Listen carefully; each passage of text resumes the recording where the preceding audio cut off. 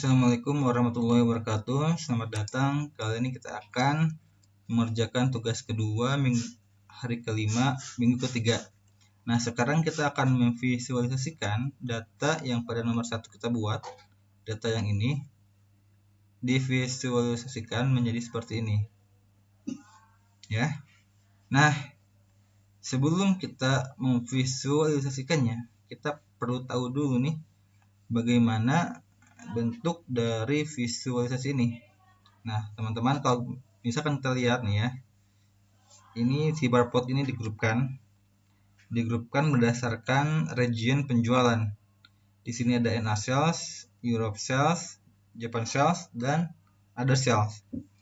Kemudian di dalam setiap grupnya itu terdapat barcode berdasarkan genre.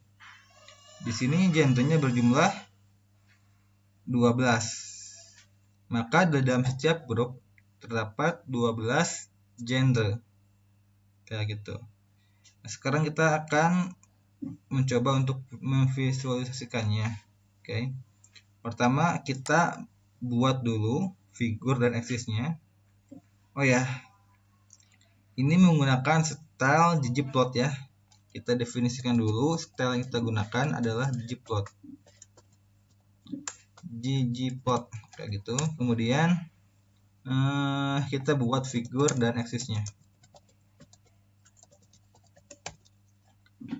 Figur aksisnya kita berikan fixed size. Fixed size-nya adalah misalkan 16,8. Kita tampilkan dulu seperti apa visualisasinya. Nah, seperti ini. Sekarang kita akan memplotkannya ya. Nah, dan caranya adalah kita pertama akan menggunakan suatu metode yang namanya itu iterrows dari Pandas. Apa itu iterrows? Iterrows ini dia akan mengiterasi setiap row ya. Coba kita lihat dulu seperti apa bentuk datanya. Misalkan for rows in df.iterrows, df group .iterrows print row. Nah, kayak gini. Coba kita print ya. Nah, kayak gini. Jadi setiap row itu dia setiap iterasi dia menghasilkan suatu nilai atau suatu objek berjenis tuple. Yang dimana tuple pertama adalah labelnya dan yang kedua adalah datanya. Coba kayak gini. Kalau misalkan row-nya adalah kita ambil elemen pertama dari row ini, maka yang dihasilkan adalah label dari indeksnya. Tuh ya, action, adventure, fighting, miss, dan lain-lain. Kemudian kalau misalkan kita ambil elemen keduanya, yang dihasilkan adalah datanya.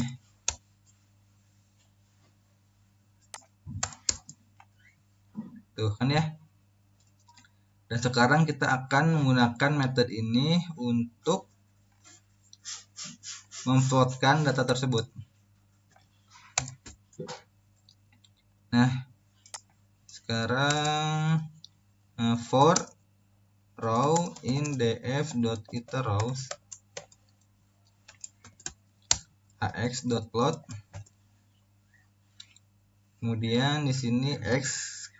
Sekarang kita akan membuat suatu nilai x ya untuk meletakkan setiap barcode kita. Nah, bagaimana cara kita meletakkannya? Cara kita meletakkannya adalah, si x ini kan adalah suatu array ya. Jadi kalau misalkan array-nya itu 0,2,4, berarti nanti letak barnya tuh di 0, 2, dan 4 gitu. Nah, kita harus memikirkan berapa interval setiap elemen x-nya. Ya, jadi setiap ini ke sini berapa intervalnya kayak gitu. Nah, kita akan menghitungnya kayak gini. ini kan ada 12 bar plot ya, 12 bar plot. Berarti jarak ini ke sini harus lebih besar dibandingkan total lebar dari setiap bar ini. Ya. Misalkan ya, satu bar ini lebarnya itu 0,2 ya. 0,2, 0,2, 0,2, 0,2. Berarti total lebar satu grup ini adalah 0,2 dikali 12, 2,4 ya kan. Nah, berarti kita minimal harus mempunyai jarak antar bar ini ke sini lebih besar dibandingkan 2,4 gitu. Nah, sekarang kita ambil 3 aja lah. Jadi jarak antar ini ke sini adalah 3 ya. Maka lebar satu grup antar ini ke sini adalah 2,4. Berarti masih ada mana ini gambarnya? Berarti masih ada, ulang lagi. Ini ke sini 3 ya. Kemudian lebar grup adalah 2,4. Berarti ini yang kosong ini sebesar 0,6 kayak gitu. Nah, kita akan memplotkannya ya. Berarti x-nya itu adalah np.arrange 0,12,3. Jadi kita membuat array dari 0 sampai 12 di mana intervalnya ada 3. Coba kita lihat ya seperti apa array ini. Kayak gitu. 0,3,0,9. Ada 4 elemen. 4 elemen karena kita mempunyai 4 grup penjualan. Kayak gitu. Kita langsung pakai ini X, kemudian row-nya elemen pertama itu datanya, kemudian labelnya adalah row 0 kayak gini. Kita coba lihat, salah, X and Y must have same first dimension. Ini dimensinya beda. Oke, bentar. Kenapa ini ya? Bentar ya.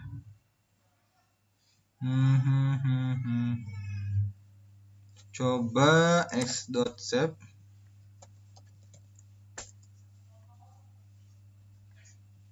sama y print y.shape. Ini bukan y, row 1 shape 11. Oh, ininya IDF group harusnya. Oke. Sekarang tuh sama ya 4 ya. Ini bukan plot tapi bar. Nah, malah jadi kayak gini jadinya. Jadi ini masih bertindihan. Kita harus memberikan jarak antar setiap genre-nya. Nah, kita akan mendefinisikan sebuah variabel namanya itu x0, dimana awal nilainya adalah 0. Kemudian dalam setiap iterasi kita tambahkan x0 ini sebanyak 0,2. Karena kita ingin membuat ya lebar dari bar plot ini adalah 0,2. Jadi kayak gini nih. Kayak gini. Kita kan ingin membuat satu bar plot ya. Bar plot itu kan kayak gini. Itu ya. Oke. Kayak gini. Ini grup bar plot ya. Nah, X-nya tuh kan 0,3,9 ya.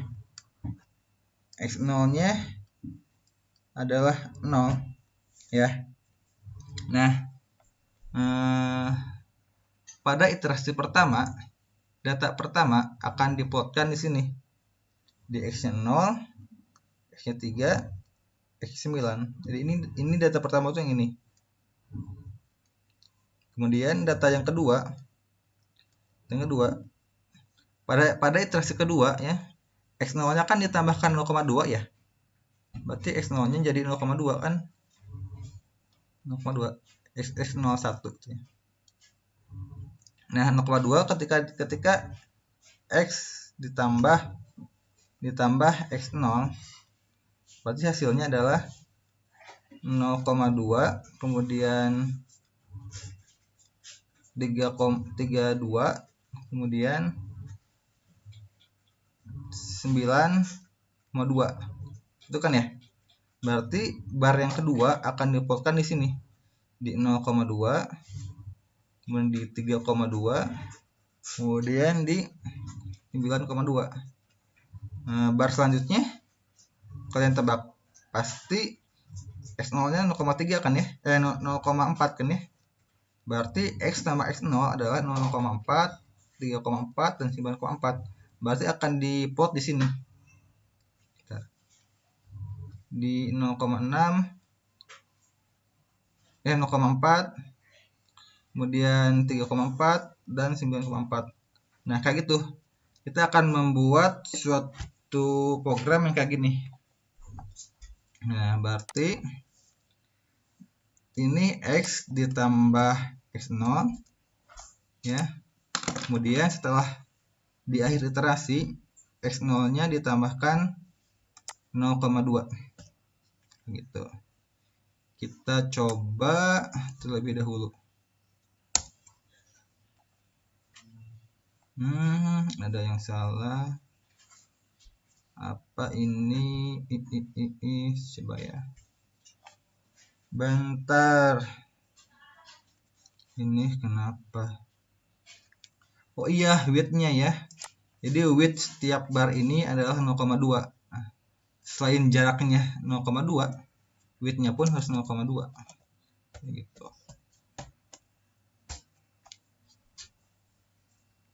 Tuh kan ya. Sudah hampir mirip seperti ini.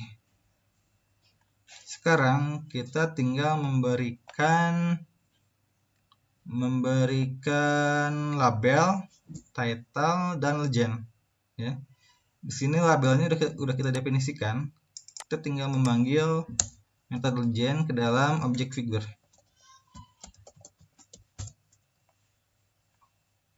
Tuh ya. Sekarang kita memberikan label AX. Untuk label X label adalah region cells, Y label min cells. Region cells ax.set y label min cells. Title-nya adalah, kita lihat, min cells video game by genre. Min cells video games by genre. Nah kan ya, sudah hampir mirip. Sekarang kita akan memberikan text label. Kita bisa menggunakan yang namanya itu plt.xTextLabels.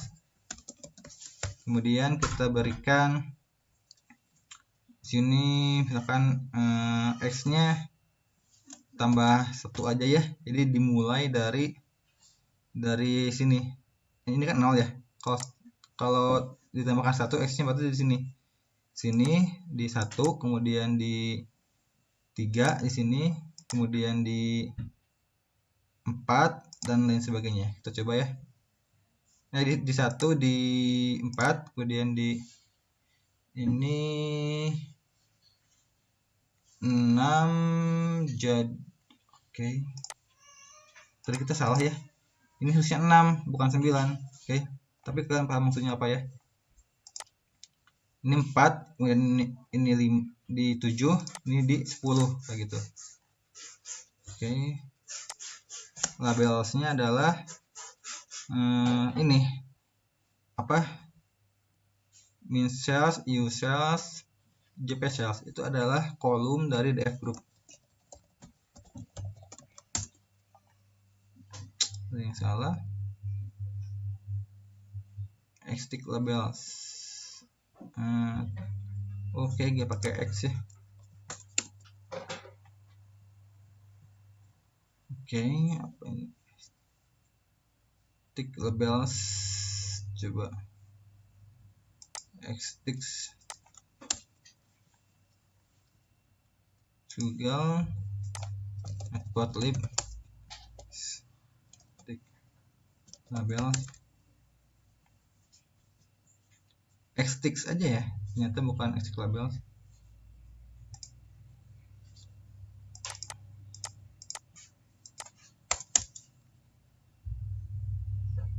Nah, seperti itu ya, mirip kan ya. Kalian juga bisa menggunakan ini ax.xtick kalau salah ya, kemudian set xtick juga kalau tidak salah, kemudian x.set xlabels. Nah, nanti ini beda lagi. Di sini kita berikan x plus satunya, di sini kita berikan df group columnsnya.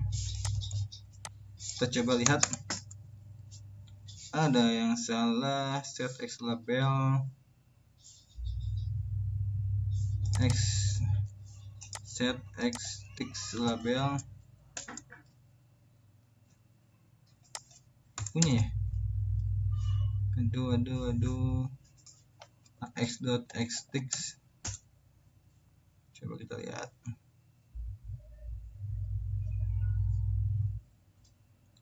Set xtick labels. Oke, kita coba set.xtick. Ini aja. Kalau ini gak masalah kan ya. Kalau seperti ax.set xtick labels kayak gini kayaknya, berarti kita berikan kolomnya itu adalah dfgroup.columns. Nah, sama aja kan ya. Jadi kalian bisa menggunakan dua cara itu, tapi saya merekomendasikan yang ini sih. Meskipun agak banyak kodenya, tapi ini lebih intuitif, jadi lebih mudah dimengerti. Kalau pakai PLT, kalian harus paham dibalik method PLT itu ada apa gitu. Kalau ini jelas, jadi si label ini tuh kita berikan ke dalam eksis yang ini gitu. Kalau PLT doang kan kita gak tahu kan ini kemanain itu ditempelkannya kayak gitu. Itu aja sih, sekian. Wassalamualaikum warahmatullahi wabarakatuh.